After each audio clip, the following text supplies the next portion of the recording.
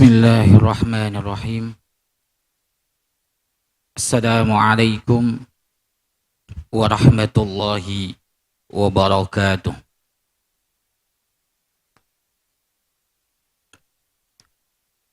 Alhamdulillah.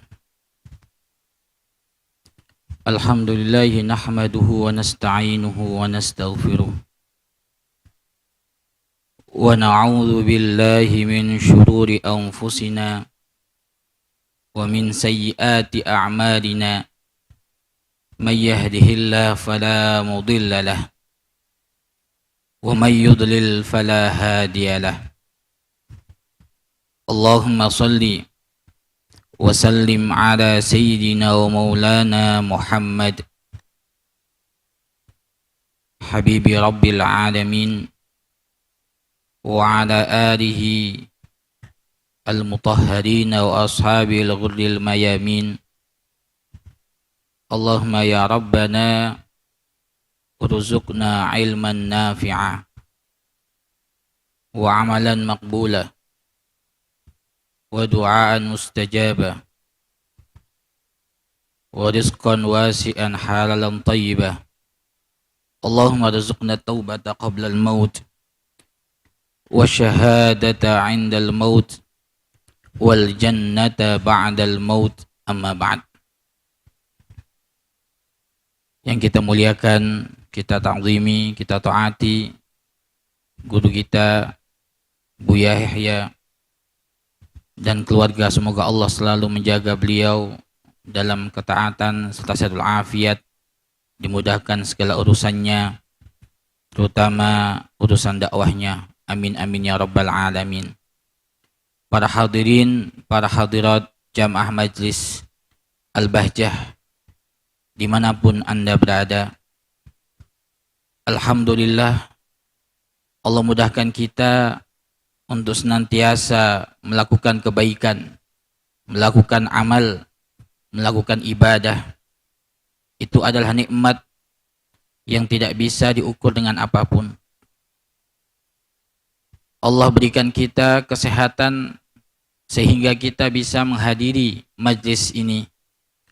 Allah berikan kita kemauan sehingga kita mau menjalankan langkah kaki kita ke tempat ini. Allah menjadikan kesibukan kita adalah dengan yang hal-hal baik. Itu adalah juga nikmat dari Allah Subhanahu wa ta'ala. Karena berapa banyak orang yang diberikan Allah kesehatan, diberikan oleh Allah waktu luang, akan tetapi ternyata waktunya diisi dengan sesuatu yang dimurkai oleh Allah Subhanahu wa ta'ala. Atau mungkin diisi dengan sesuatu yang tidak ada faedahnya. Tidak ada kebaikan di situ, tidak ada amal di situ. Itu adalah orang yang rugi. Maka kita harus merasa kita ini berada dalam nikmat Allah Subhanahu wa ta'ala, sehingga syukur kita akan nambah. Syukur kita akan meningkat.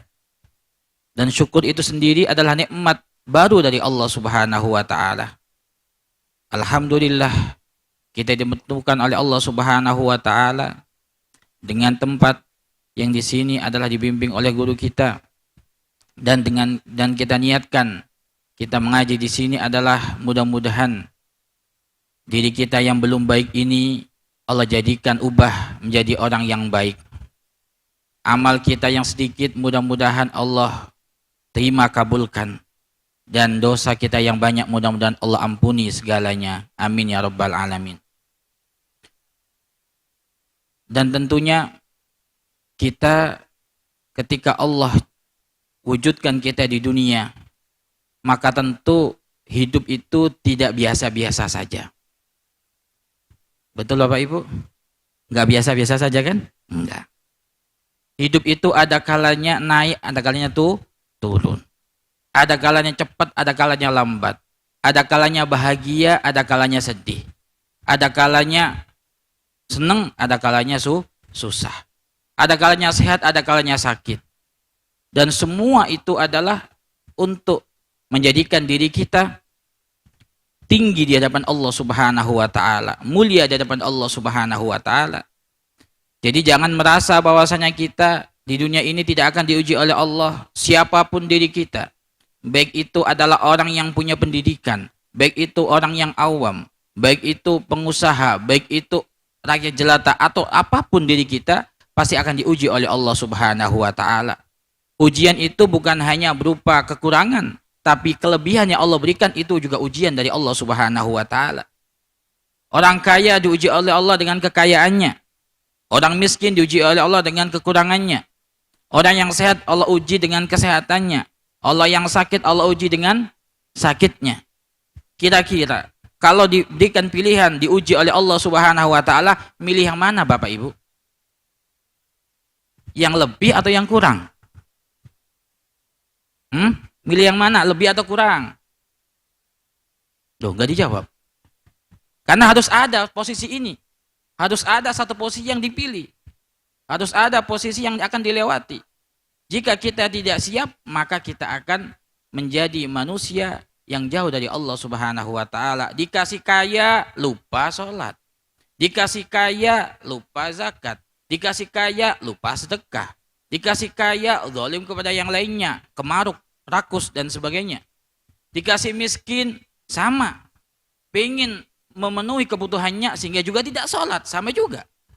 Maka ketika ada orang diberikan posisi oleh Allah Subhanahu wa taala dimanapun dia berada, kelebihan atau kekurangan, maka yang harus disiapkan adalah dia saat itu ingat Allah atau tidak. Menjadikan dia ingat Allah atau tidak. Karena tentunya setiap manusia itu berbeda-beda posisinya. Berbeda-beda keadaannya. Kadang senang, kadang susah. Kalau senang terus, bosan mungkin. Makanya Allah kasih susah. Dan terkadang kebahagiaan itu Allah titipkan di dalam penderitaan. Pernah tahu itu contohnya? Bahagia dalam penderitaan pernah tahu? Contoh misalkan, ternyata ada orang tua punya anak, satunya orang tua ini di Cirebon, anaknya ada yang di Jakarta, ada yang di Kalimantan, ada yang di Sumatera, bahkan mungkin ada yang di luar negeri.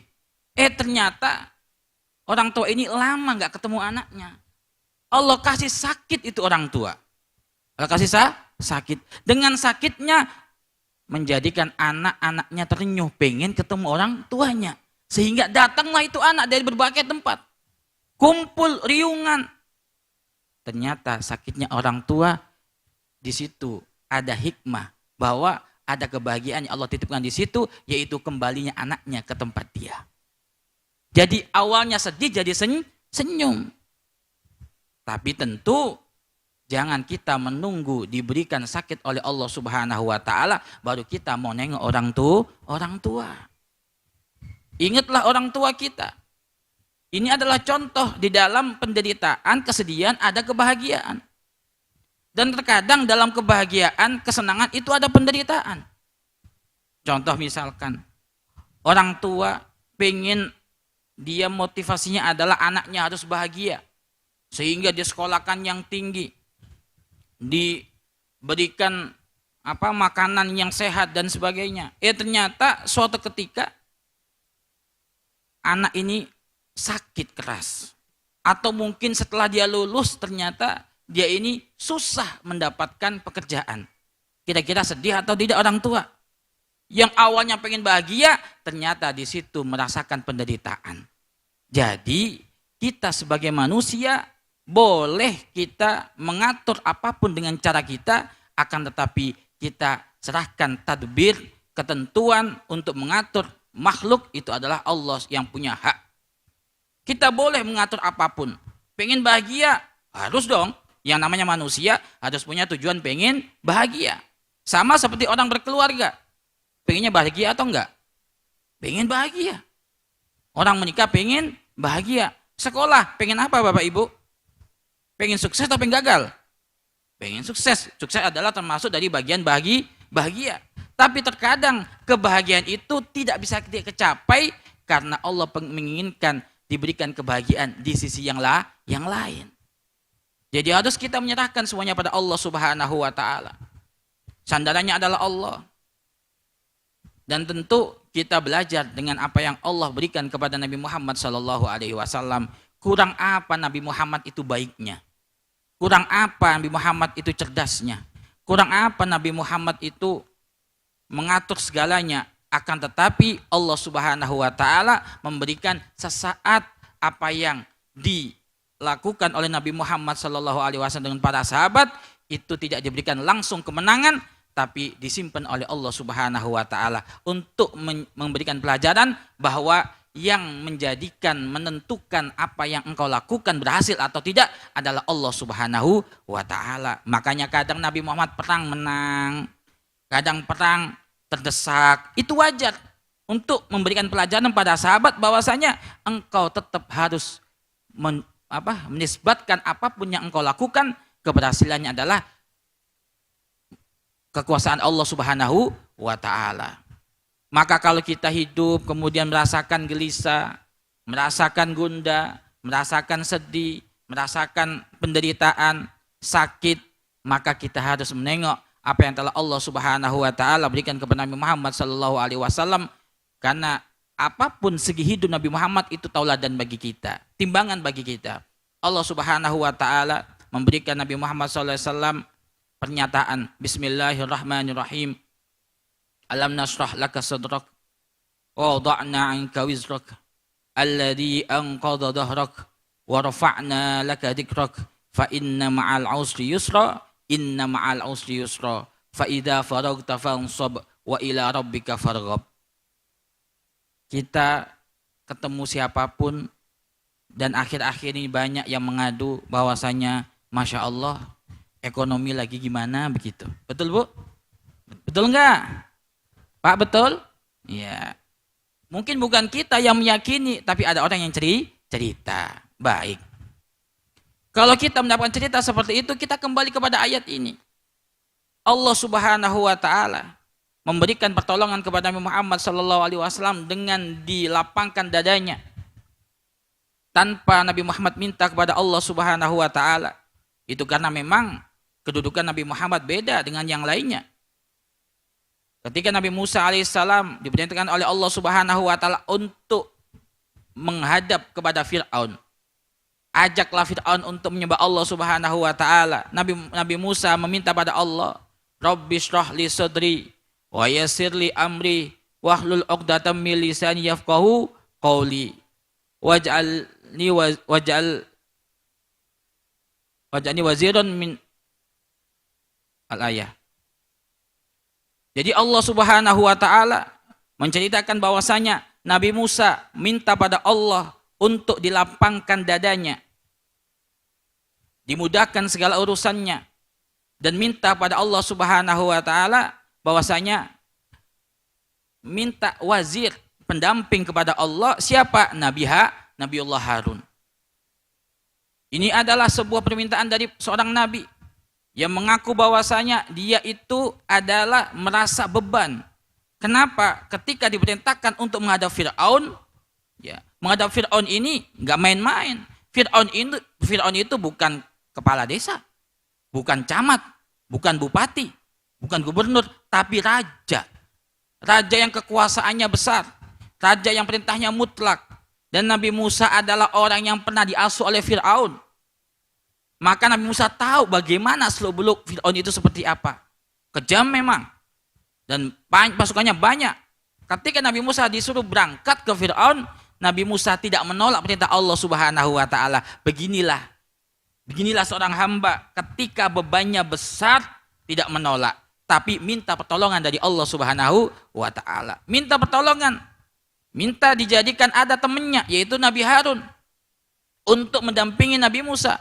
Karena memang Nabi Musa merasa bahwasanya apa yang beliau ucapkan itu tidak selancar Nabi Harun. Nabi Musa itu waktu kecil pernah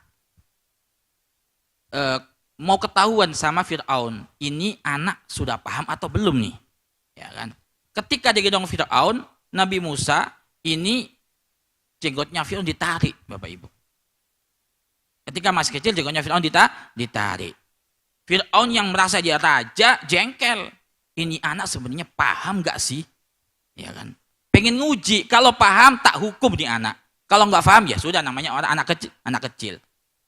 Ternyata Nabi Musa dihadapkan dengan dua pilihan, dikasih roti sama dikasih bara api. Aslinya Nabi Musa pengen ngambil roti karena udah paham nih. Ini musuh Allah ini Fir'aun nih. Makanya waktu itu ditarik jenggotnya. Ya. Ketika mau ngambil roti, maka Jibril melengoskan tangan Nabi Musa agar ngambil bara api. Ketika ngambil, dimakan, nah kemudian itulah yang menjadikan Nabi Musa kalau ngomong agak cadel. Makanya Nabi Musa minta kepada Allah agar diberikan teman pendamping Nabi Harun karena lebih fasih ngomongnya. Ketika itu langsung Allah kabulkan permintaan Nabi Musa. Sedangkan Nabi Muhammad SAW tanpa meminta sudah Allah berikan pertolongan yang sangat besar. Alam nashrah laka sadrak. Ini adalah pertanyaan yang menguatkan, bukan pertanyaan yang menunjukkan bahwasanya Allah nggak tahu, tidak. Tapi Allah menegaskan bahwasanya Nabi Muhammad telah ditolong oleh Allah Subhanahu wa taala, dilampangkan dadanya. Karena memang beban kenabian, beban risalah itu sangat berat Bapak Ibu. Sangat berat. Untuk ngajak orang kepada kebaikan, menyembah Allah Subhanahu wa taala, bahkan di awal Nabi Muhammad dakwah itu saja sudah ada pertentangan dari Abu Lahab, paman sendiri. Kemudian ada gangguan dari Abu Jahal, gangguan macam-macam itu, bahkan sampai diembargo, ya.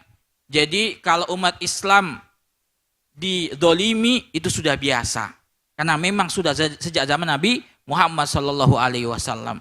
Tapi kenapa kok Allah menangkan Nabi Muhammad dan para sahabat? Karena takwa kepada Allah Subhanahu Wa Taala, karena sabar atas cobaan dari Allah. Sama halnya yang dilakukan oleh para pejuang kemerdekaan kita. Kenapa dimenangkan orang Indonesia, umat Indonesia mendapatkan kemerdekaan? Karena takwa kepada Allah Subhanahu Wa Taala, yakinnya kepada Allah, bambu runcing bisa mengalahkan senapan dan apa itu?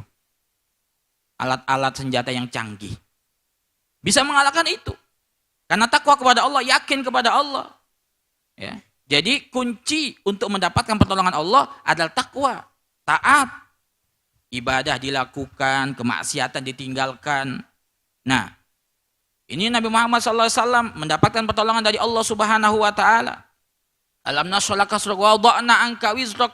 Telah Allah mudahkan, ringankan apa yang menjadi beban Nabi Muhammad Sallallahu Alaihi Wasallam. Bayangkan, ya, mengajak orang kepada Allah Subhanahu Wa Taala itu tidak mudah, sangat berat. Nabi Muhammad yang tidak pernah punya salah pun dan niscaya yakin tidak akan melakukan kesalahan pun itu masih terdapat penolakan. Maka kalau zaman sekarang kita ngajak orang baik ditolak biasa. Jadi jangan kemudian baperan Bapak Ibu, ngajak baik malah dicemooh, ngajak baik malah dimusuhi. Ya biasa. Nabi Muhammad kurang apa baiknya? Ngajak baik, nggak pernah minta-minta, nggak pernah minta balasan, nggak minta imbalan. Tapi ternyata ada orang-orang yang tidak mendapatkan hidayah dari Allah Subhanahu wa Ta'ala. Wa rafa'na laka dzikrak. Alladzi anqadha dhahrak wa rafa'na laka dzikrak. Jadi Allah Subhanahu wa Ta'ala telah meninggikan penyebutan Nabi Muhammad Sallallahu Alaihi Wasallam. Ditinggikan penyebutannya itu memang Allah Subhanahu Wa Taala menempelkan nama Nabi Muhammad dengan nama Allah. Maka selalu disebut dalam syahadat, disebut dalam sholat, disebut asyhadu an la ilaha illallah wa asyhadu anna Muhammadar Rasulullah. La ilaha illallah Muhammadur Rasulullah selalu disebut. Dan bahkan Allah Subhanahu Wa Taala juga selalu bersolawat kepada Nabi Muhammad Sallallahu Alaihi Wasallam. Ini adalah bentuk saking mulia Nabi Muhammad, saking dicintainya oleh Allah Subhanahu wa Ta'ala. Wa rafa'na laka dzikrak. Inna ma'al usri yusra. Fa inna ma'al usri yusra. Jadi di dalam kesulitan itu ada kemudahan. Makanya Rasulullah kemudian sambil tersenyum berkata ketika mendengar ayat ini, la yaglib al-usru yusratain. Atau kama qala, kata Rasulullah sallallahu alaihi wasallam, tidak akan kesulitan itu mengalahkan dua kemudahan. Walaupun di situ kesulitan disebut dua kali, kata para ulama, itu masih bermakna satu karena di situ sama-sama isim ma'rifat. Jadi Jadi kesulitan yang kedua sama dengan kesulitan yang pertama. Kemudian Allah berikan itu kemudahan. Jadi kemudahan itu akan dirasakan ketika ada kesulitan. Nikmatnya sakit itu akan dirasakan ketika setelah kenikmatan sembuh, itu akan dirasakan ketika ada sakit. Kalau kita pengen tahu nikmatnya bisa makan enak, maka coba bandingkan dengan orang yang sakit gigi. Bapak Ibu pernah sakit gigi nggak? Pernah nggak? Enak. Sakit mana? Sakit gigi sama sakit hati? Hah? Enak mana? Nggak ada yang enak. Kalau milih enak mana berarti salah pilih. Jadi kalau ketika kita ingin tahu gimana sih nikmatnya kita bisa makan, maka bayangkan dengan orang yang sakit gigi. Masya Allah, makanan seenak apapun mau buka mulut itu susah. Atau mungkin gigi sehat, tapi ternyata lambung sakit, sama nggak enak juga. Mau makan yang manis pahit juga, asin gurih jadi pahit juga. Itu adalah menandakan bahwa ketika kita mendapatkan kesulitan dari Allah Subhanahu wa taala, pasti nanti akan ada kemudahan. Dan yakinlah, jangan putus asa. Walaupun banyak orang yang mengatakan sekarang zaman sulit, yakin ketika kita prasangka baik kepada Allah Subhanahu wa taala, Allah akan bukakan pintu kebaikan, pintu kemudahan. Ya. Malah mungkin dengan adanya kesusahan itu kita semakin khusyuk doanya kepada Allah Subhanahu wa taala. Betul? Semakin khusyuk enggak? Tahajudnya semakin rajin, doanya nambah. Kenapa? Biar rezeki lancar. Rezeki lancar itu adalah hadiah dari Allah Subhanahu wa taala. Tapi nikmatnya dekat dengan Allah itu tidak bisa dibandingkan dengan apapun. Karena kebahagiaan itu bukan dalam materi. Kebahagiaan itu bukan dengan serba kecukupan. Kebahagiaan itu adalah bukan karena pangkat yang tinggi. Tapi kebahagiaan itu adalah ketika manusia bisa menerima apa yang Allah berikan kepada dia. Dikasih rezeki dikit diterima, akan bahagia. Dikasih pangkat seperti apa menerima, akan bahagia. Ingat bahwa ketika kita merasakan kesulitan, ingat Allah Subhanahu wa taala selalu akan menolong hamba-hambanya. Makanya tadi disebutkan oleh Ustaz Maulid, iyyaka na'budu wa iyyaka nasta'in. Itu tetap harus selalu dilaksanakan. Sesedih apapun kita, sholat tetap jalan. Sesenang apapun kita, sholat tetap jalan.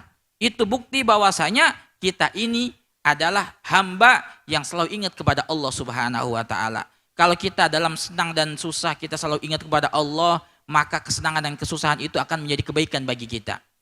Senang bersyukur, susah sabar kalau kita ingat kepada Allah Subhanahu wa taala. Dan Imam Abdullah bin Ali Al-Haddad pernah memberikan kita sebuah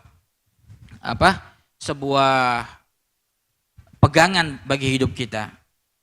Beliau mengatakan dalam sebuah syairnya, ya, kita bacakan, ilzam baba rabbik watrukul ladun was'alhu salamah min daril futun.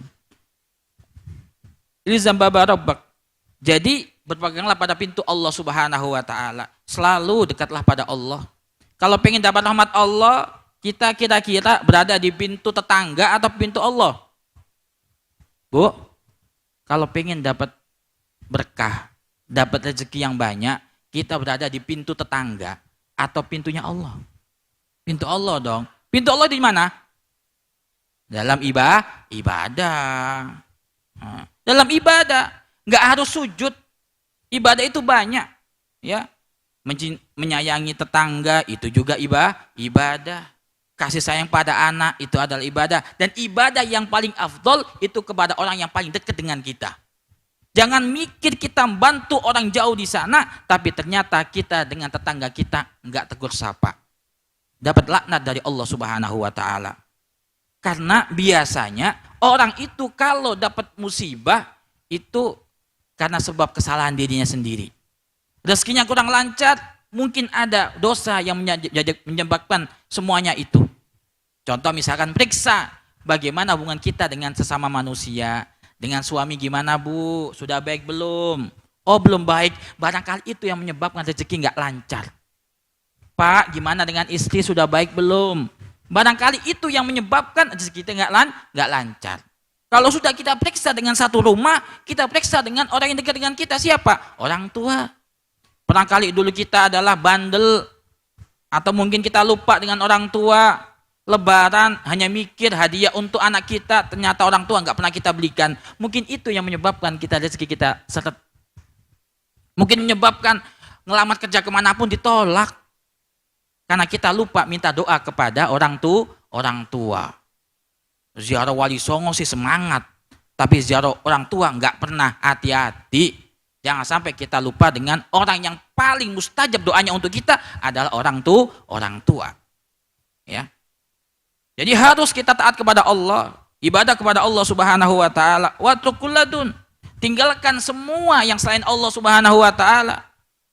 Kita cinta dengan orang tua karena kita perintah Allah. Jadi begitu. Jadi sambungkan setiap apa yang kita lakukan kepada Allah Subhanahu wa taala. Kenapa kamu bakti orang tua? Allah nyuruh saya.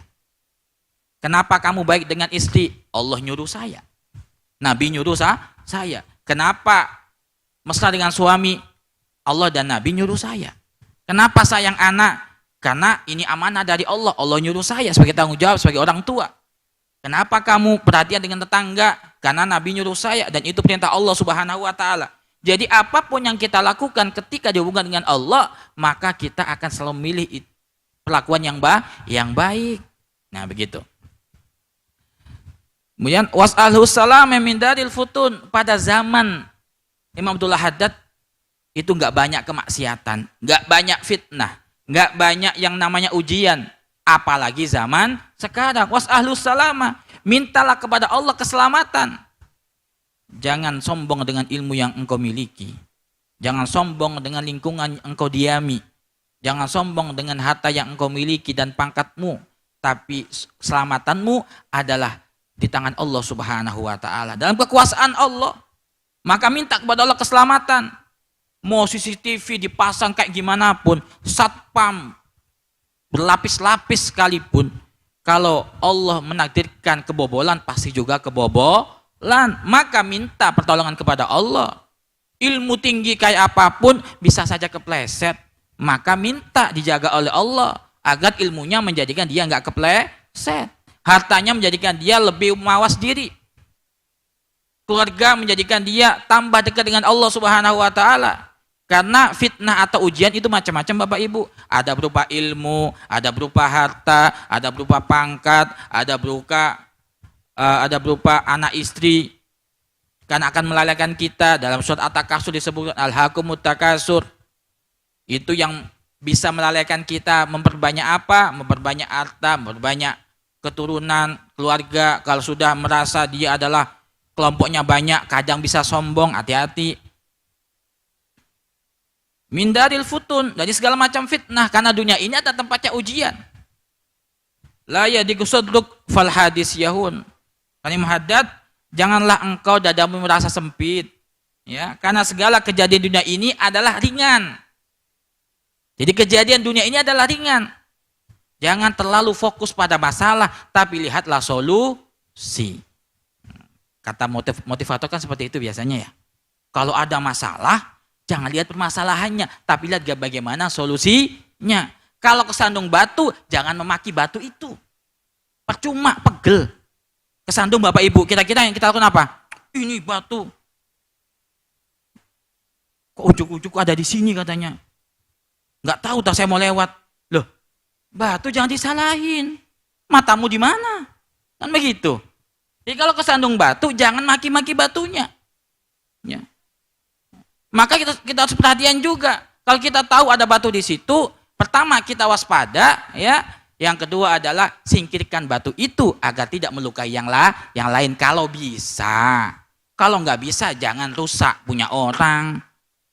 Kesandung batu, waduh ini pavi ini kok, dicabut malahan. Hilang itu penanda jadinya. Nah, orang di sawah jalan. Di pematang sawah biasa kan ada patok untuk pembatas tanah. Ya. Dia jalan ketabrak. Ya. Dan ketabrak, wah ini ganggu ini. Dicabut sama dia. Itu juga nggak benar. Karena patok itu milik orang, bukan milik kamu. Jangan dicabut. Tapi perhatian pada sesuatu yang mungkin bisa mengganggu orang lain itu penting. Karena itu adalah bentuk kasih sayang kita. Karena sama muslim adalah bersaudara. Ya. Jadi jangan fokus pada batunya, tapi kita nyari solusinya. Lain kali hati-hati.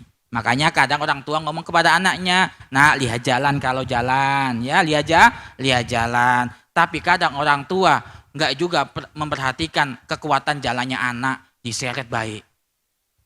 Langkahnya kan beda Bapak Ibu. Kalau melangkah, sesuaikan dong dengan langkah anak. Kalau pengen anak itu nggak jatuh. Makanya kalau kita sebagai orang tua, kalau pengen jaga anak, itu dengan kapasitas anak itu. Jangan kapasitas kekuatan kita. Kita melangkahnya bisa 3 kali anak melangkah. Makanya kita sesuaikan. Langkah anak yang pelan, diingatkan selalu, jangan bosen. Nah ini. Jadi fokuslah pada solusi. Dan kalau merasakan sakit dari batu itu, jangan lama-lama bersedihnya. Gitu aja sudah. Jangan menangis, kemudian meratapi, sakit ya. Wong kesandung saja langsung nyari obat merah, nyari buat nutupin luka, baru sakit sedikit. Jangan terlalu juga overacting ya. Secukupnya biar kita tidak susah. Makanya layak suruh hamuk makudriyakun. Allahul muqaddir wal alam syu'un, kata Abdul Haddad. Jadi kalau ada kejadian di dunia ini, maka anggaplah ringan. Kenapa kok seperti itu? Karena Allah yang menakdirkan, Allah yang mewujudkan itu. Kita tahu, kita yakin Allah itu adalah maha kuasa. Allah maha tahu apa yang diinginkan hambanya, dan Allah tahu apa yang dibutuhkan oleh hambanya, dan kita yakin Allah pasti adil dan tertib apa yang diaturnya. Makanya, ada musibah ini, maka kita dilatih oleh Allah agar bisa sabar. Orang itu tidak akan terlihat kesabaran kecuali saat dikasih musibah.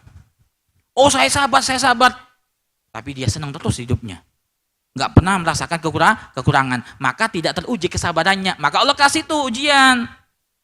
Ada anaknya sakit, sabar nggak dia? Kalau sabar berarti ketahanan tubuhnya meningkat. Ya, ibaratnya kalau pernah kesandung batu segini, berarti nanti kalau kesandung segini lagi pasti sudah kuat nih, karena udah dicoba.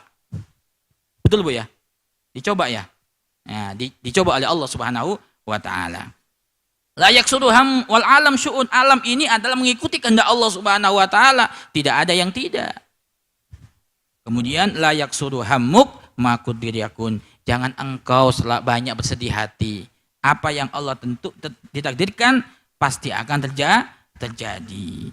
Ini adalah sekilas dari nasihat Imam Abdul Haddad. Ketika kita melihat apa yang kita alami di dunia ini, semuanya kalau kita ingat Allah Subhanahu wa taala, maka kita tidak akan banyak bersedihnya. Maka kita tidak akan mudah susah. Kenapa? Karena kita yakin di setiap kesedihan pasti ada kemudahan. Di setiap kesulitan pasti akan ada jalan keluar dari Allah Subhanahu wa taala. Mudah-mudahan kita semuanya Allah berikan segala perlindungan dari Allah Subhanahu wa taala, dan mudah-mudahan kita semuanya selalu diberikan kemudahan untuk bisa taat kepada Allah, karena hakikat kebahagiaan adalah ketika kita dalam keadaan apapun kita masih dalam keadaan taat kepada Allah Subhanahu wa taala. Wallahu a'lam bissawab.